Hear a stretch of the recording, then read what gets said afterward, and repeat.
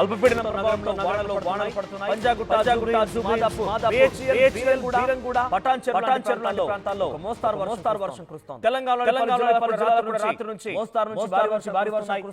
ఏపీలోను పలు జిల్లాల్లో ఒక వర్షాలు కురుస్తున్నాయి. విశాఖ, అనకాపల్లి, కాకినాడ జిల్లాలో కూడా వానలు పడుతున్నాయి. బంగాళాఖాతంలో కొనసాగుతున్న అల్పపీడనం కారణంగానే వర్షాలు కురుస్తున్నట్టుగా వాతావరణ శాఖ తెలుస్తోంది. అయితే జిల్లాల వారీగా ప్రస్తుతం ఇప్పటికే పంట మొత్తం కూడా కేంద్రాలకు చేరిన నేపథ్యంలో ఈ వర్షాల కారణంగా అంటే భారీ వర్షాలని చెప్పలేం, కానీ తేలికపాటిగా ఉదయం నుంచి కూడా సాయంత్రం వరకు ఒక తుఫాన్ లాగా కురుస్తున్న వర్షాల కారణంగా ధాన్యం మొత్తం తడిసి ముద్దవుతోంది. మాయిశ్చర్ వస్తే కానీ అక్కడ కొనుగోలు చేపట్టరు, మాయిశ్చర్ వచ్చే పరిస్థితి లేదు.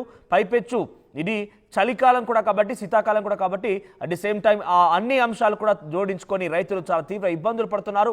ముఖ్యంగా హైదరాబాద్ లాంటి ప్రాంతాల్లో ఎప్పుడు చూసినా నిత్యం వర్షం కురవడంతో ఆఫీసులకు వెళ్ళేవారు, స్కూళ్ళకు వెళ్ళేవారు, ఒకవేళ సరదాగా ఈరోజు సండే కాబట్టి ఏదైనా విందులు వినోదాలకు వెళ్ళేవారు కూడా చాలా తీవ్ర అవస్థలు పడుతున్నారు.